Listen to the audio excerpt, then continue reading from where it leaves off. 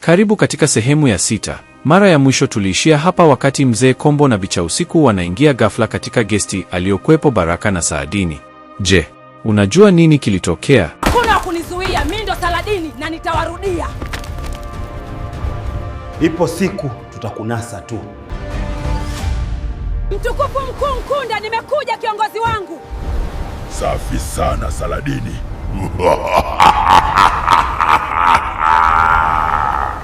Nisaidie mkuu. Njoo, karibu. Nakupa huu wimbo wa nguva wa kusahaulisha.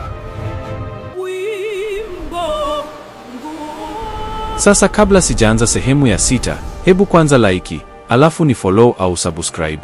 Kisha niandikie kwenye komenti kuwa unaangalia simulizi hii ukiwa wapi na ni yapi maoni yako. Okay, tuanze. Sina imani na wewe. Mume wangu unanionea bure, usiwasikilize hao. Leo ndio mwisho wako wewe, jini wa bahari. Ghafla, Saladini alisimama, hasira yake ya nguva ikitanda. Alijua hawezi kumuua Baraka, kwani angevunja sheria ya Nkunda ya kutokuwa wapenzi. Lakini alihitaji mtaalamu wa ramli. Saladini aligeuka na kutoboa dirisha dogo la chumba kwa teke kali lisilo la kibinadamu. Hakuna kunizuia, mimi ndo Saladini na nitawarudia. Ipo siku tutakunasa tu.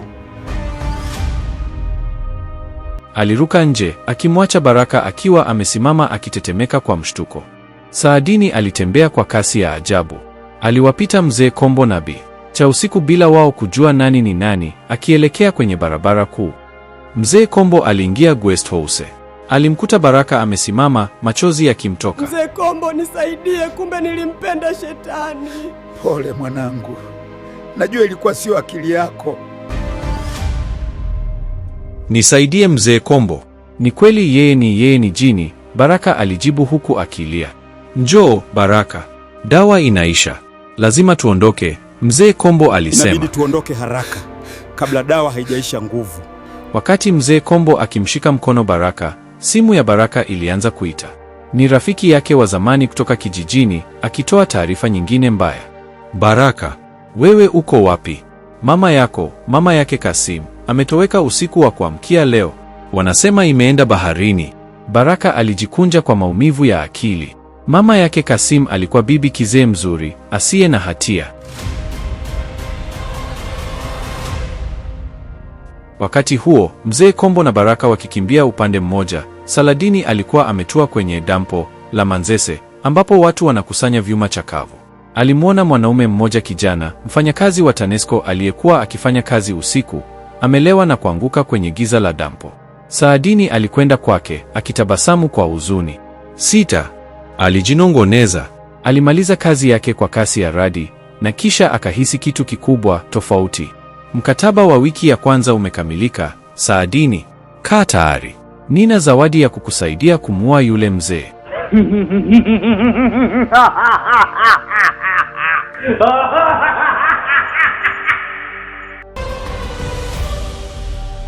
Tukutane jioni hii kwenye fukwe ya Kigamboni. Njoo peke yako. Sauti ya Nkunda ilikuwa yenye nguvu kiasi kwamba ardhi ilitetemeka kidogo. Saladini sasa alijua ni wakati wa vita.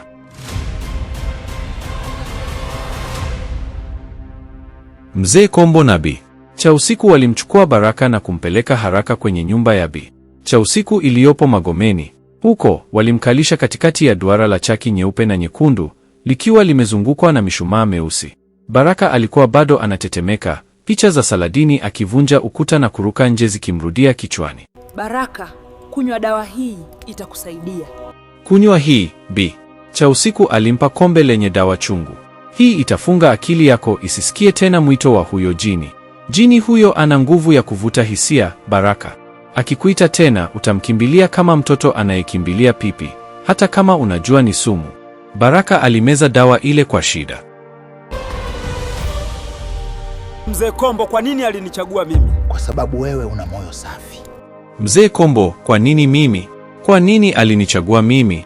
Mzee Kombo, akiwa ananoa ncha ya mkuki wake mdogo, alimtazama kwa huruma. Hakukuchagua kwa sababu wewe ni dhaifu, mwanangu. Alikuchagua kwa sababu una moyo safi. Mashetani wa bahari hawawezi kuishi nchi kavu bila nanga. Wewe ndiye ulikuwa nanga yake.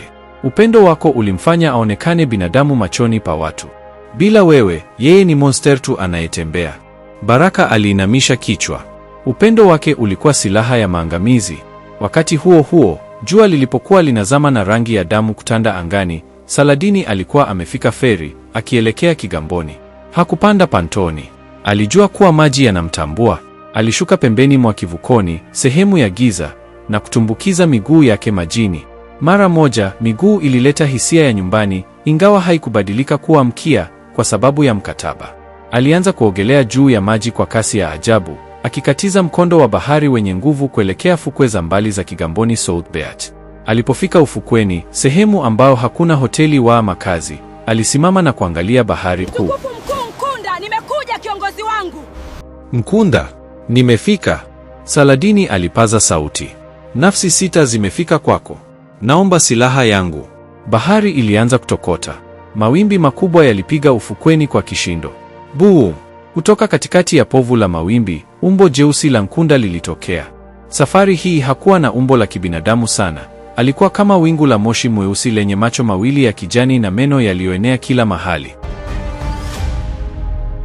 Safi sana Saladini.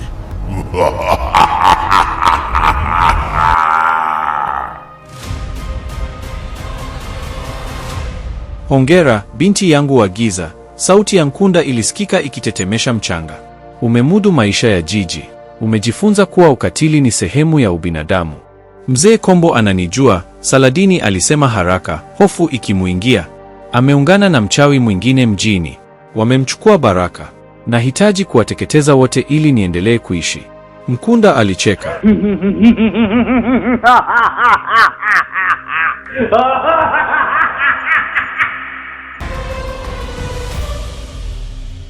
Kicheko chake kilifanya kaa na viumbe vidogo vya ufukweni kufa papo hapo. Mzee Kombo ni kikwazo kidogo. Nitakupa zawadi ambayo hakuna mganga wa kienyeji anaiweza. Nisaidie mkuu. Njoo, karibu, nakupa huu wimbo wa nguva wa kusahaulisha.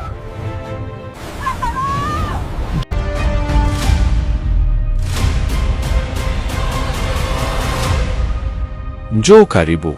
Saladini alisogea. Nkunda aligusa koo la Saladini kwa kidole chake cha moshi. Saladini alihisi baridi kali, kisha joto la ajabu likameza sauti yake. Ninakupa wimbo wa kusahaulisha, Nkunda alitangaza. Utahitaji nguvu za mwili kupigana nao. Utakapofungua mdomo wako na kuimba wimbo huu, binadamu yeyote atakayesikia atapoteza kumbukumbu zake, atapoteza utashi wake, na atakuona wewe kama mungu wao. Watakutii kwa kila kitu. Macho ya Saladini yaling'aa kwa furaha. Hii ilikuwa nguvu kubwa kuliko zote. Lakini sikiliza sharti langu, Nkunda aliendelea kwa sauti ya onyo. Nguvu hii inafanya kazi kwa watu wa kawaida. Kwa mzee Kombo Nabii cha usiku, wimbo huu utawadhoofisha tu, hautawaua moja kwa moja. Ili kuwaua, lazima Baraka mwenyewe akualike uingie kwenye ngome yao. Lazima Baraka akufungulie mlango kwa hiari yake. Baraka ananichukia sasa, Saladini alilalamika. Tumia wimbo, Nkunda aliamuru huku akianza kupotea majini. Imba mpaka dunia isahau ubaya wako. Futa akili zao. Fanya Baraka akumbuke upendo tu. Na ukishamua mzee Kombo, nitakupunguzia idadi ya kafara. Nkunda alipotea.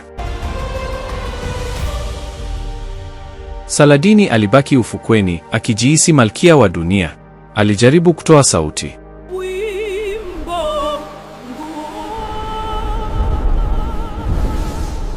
Sauti iliyotoka haikuwa ya kawaida. Ilikuwa na mwangwi uliopanda na kushuka, sauti iliyobeba huzuni na furaha kwa wakati mmoja. Ndege wa angani waliokuwa wakipita walianguka chini, wakiwa wamelala usingizi mzito. Saladini alitabasamu. Mzee Kombo umekwisha. Asubuhi iliyofuata, Magomeni, Bi cha usiku aliamka na mshtuko. Kombo, amka. Mzee Kombo aliruka toka jamvini. Kuna nini? Sikii ndege wakiimba, Bi cha usiku alisema kwa hofu. Mji uko kimya sana. Kuna kitu kimebadilika kwenye upepo. Baraka alikuwa amekaa dirishani, akitazama nje. Macho yake yalikuwa yameanza kulegea tena. Dawa ya jana ilikuwa inapoteza nguvu mbele ya wimbo mpya ambao Saladini alikuwa ameuanza kuimba akiwa mbali, kwenye hoteli ya kifahari aliyojipatia usiku huo kwa kutumia sauti yake. Kwenye redio, watangazaji walikuwa wakiongea vitu visivyoeleweka. wakicheka hovyo na kusahau walikuwa wanasoma habari gani. Watu barabarani walikuwa wakitembea kama mazezeta. Saadini akiwa amevalia nguo za hariri, alikuwa anatembea mitaa ya Magomeni akielekea kwenye nyumba ya Bi Cha usiku. Hakuhitaji kujificha tena. Kila mtu aliyemwangalia alimsujudia. Polisi waliomwona, badala ya kumkamata, walimpigia saluti na kumfungulia njia. Malkia wetu, mrembo wetu, walinong'ona. Mzee Kombo alichungulia dirishani na kuona hali hiyo. Umati wa watu ulikuwa unamfuata Saladini kama msafara wa ibada. Ametumia sauti ya nguva mkuu, Mzee Kombo alisema kwa huzuni. Huu ni uchawi wa kizamani sana. Anakuja hapa, Baraka. Bi Cha usiku alitetemeka. Dawa zetu hazifanyi kazi kwa sauti hii. Inapita kwenye masikio na kuingia kwenye roho. Baraka alishika kichwa. Sauti ya Saladini ilianza kusikika masikioni mwake, kamu na nyororo. Baraka mpenzi wangu, wanakudanganya. Mimi ni mke wako. Fungua mlango. Njoo nikupende. Baraka alisimama, macho yake yakiwa meupe. Alianza kuelekea mlangoni. Baraka, usifungue. Baraka, usifungue mlango, ni hatari, atatuangamiza wote. Niache nimfungulie mke wangu. Mzee Kombo alimrukia na kumkaba. Ukifungua mlango, anatua sote. Baraka alikuwa na nguvu za ajabu ghafla. Alimsukuma Mzee Kombo akaanguka. Acha kumzuia mke wangu. Acha. Saladini alikuwa amefika nje ya mlango. Alisimama akaweka mkono wake kwenye kitasa, ingawa hakuufungua. Aliendelea kuimba. Fungua mlango wa moyo wako. Fungua mlango wa nyumba. Bi Cha usiku alichukua maji ya pilipili na kumwagia Baraka usoni ili kumzindua. Baraka alipiga kelele, akashtuka kidogo, lakini mkono wake ulikuwa bado unashikilia komeo la mlango. Vita sasa haikuwa ya mikuki wala ya moto. Ilikuwa ni vita ya sauti dhidi ya utashi. Saladini alijua akifanikiwa kuingia, Mzee Kombo na Bi Cha usiku watakuwa chakula chake cha jioni, na Baraka atakuwa mtumwa wake milele. Mzee Kombo, Bi Cha usiku alilia. Fanya kitu. Sauti inanimaliza nguvu. Mzee Kombo aliona hakuna njia nyingine. Alichomoa kisu chake cha dawa. Hakuwa na nia ya kumdhuru Saladini kwani yuko nje. Alimwangalia Baraka. Samahani mwanangu. Ili kuzuia ulimwengu usiangamie, lazima nikutoe damu kidogo kuvunja kiapo. Mzee Kombo alimkata Baraka kovu dogo kwenye kiganja cha mkono. Damu ilidondoka. Damu ya mpendwa ilipogusa ardhi ndani ya nyumba ya mganga, ilitengeneza agano la ulinzi. Ghafla, sauti ya Saladini ilikatika nje. Ile nyimbo iliacha kusikika ndani ya nyumba. Saladini akiwa nje alihisi kama amepigwa ngumi kooni. Alikohoa. Wimbo ulikwama. Mzee mjanja. Saladini alinong'ona kwa hasira. Ametumia damu ya Baraka kufunga nyumba. Sasa Saladini alikuwa na hasira. Hakuweza kuingia kwa wimbo. Ilibidi aingie kwa nguvu. Aligeukia umati wa mazezeta waliokuwa nyuma yake, polisi, wa machinga, wapita njia. Vunjeni mlango huo. Saadini aliamuru. Leteni vichwa vya wazee hao wawili kwangu. Umati ule ulinguruma na kuanza kuishambulia nyumba ya Bi Cha usiku kwa mawe, mashoka na mikono mitupu.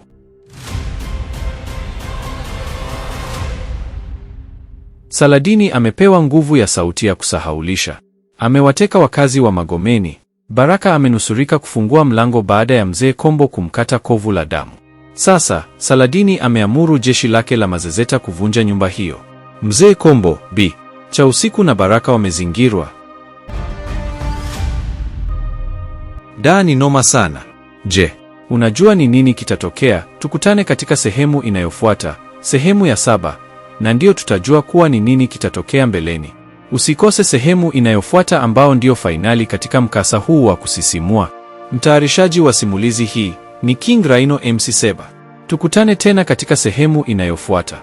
Kwa matangazo ya biashara unaweza kutupigia au kutucheki WhatsApp kupitia namba 0683 637 109.